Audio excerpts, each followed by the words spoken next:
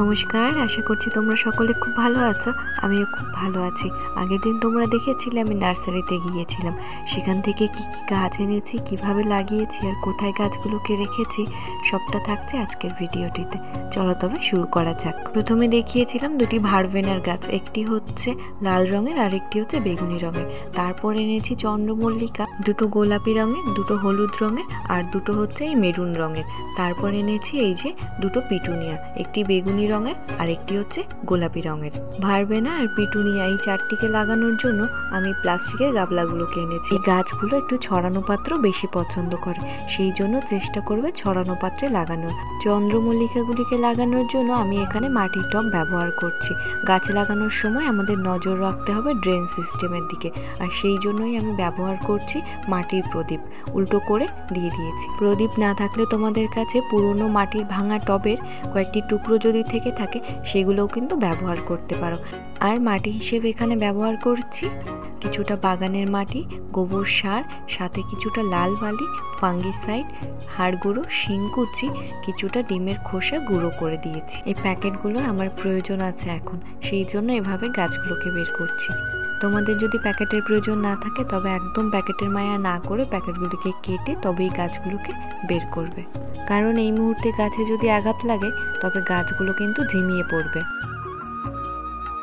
আমার প্রিয় গাছগুলির মধ্যে এটি একটি বলতে পারো। এই নতুন নতুন গাছ এনে সেগুলোকে বাড়িতে বসানো, বলতে পারো একটা অদ্ভুত আনন্দ খুঁজে পাই এই কাজের মধ্যে দিয়ে আমি। তোমাদের অনেকেরই মনে হতে পারে আমরা গাছ লাগাই, গাছের এত যত্ন করি, আমাদের হাতে হয়তো কোনো গাছ মারা যায় না, কিন্তু তেমনটা একদমই নয়। আমাদের হাতেও অনেক গাছ মারা যায়, অনেক গাছ ঝিমিয়ে পড়ে। গাছ মারা যাচ্ছে, ঝিমিয়ে পড়ছে, বীজ থেকে চারা তৈরি হচ্ছে না, এই বলে মন খারাপ করে বসে থাকলে তো চলবে না। গাছ লাগিয়ে যেতে হবে, গাছের যত্ন করে যেতে হবে। সব গাছগুলোকে বসিয়ে ফেলেছি, এবার একটু জল দিয়ে দেব। তবে তার আগে একটু ছোট্ট কাজ করে নেব। এই পিটুনিয়াগুলোতে দেখছি কুড়ি এসেছে, তবে এই মুহূর্তে আমি ফুল নেব না। গাছটিকে আর একটু যত্নের মাধ্যমে হেলদি করে তুলব, তারপরে ফুল নেব। তাই এই কুড়িগুলোকে এবার আমাদেরকে বাদ দিয়ে দিতে হবে। এবার একে একে গাছগুলোতে জল দিয়ে দেব, তবে ধীরে ধীরে জল দেব। মাটি তো এখনো আলগা আছে, তবে প্রতিদিনের থেকে জলের পরিমাণটা বেশি দিতে হবে, সম্পূর্ণ মাটিটি যেন ভিজে যায়। এবার গাছগুলোকে রাখার পালা।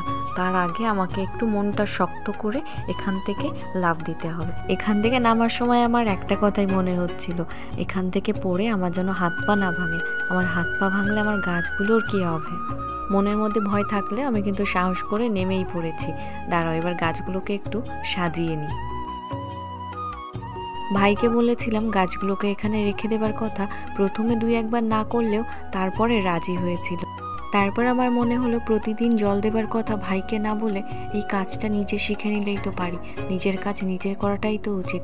যেভাবে সাহস করে নেমেছিলাম ঠিক তেমনি সাহস করে আবার উঠেও পড়েছি নতুন একটা অভিজ্ঞতা নিয়ে। আর চেষ্টা করলে কি না হয়। চলো আজকের মতো তবে আসি।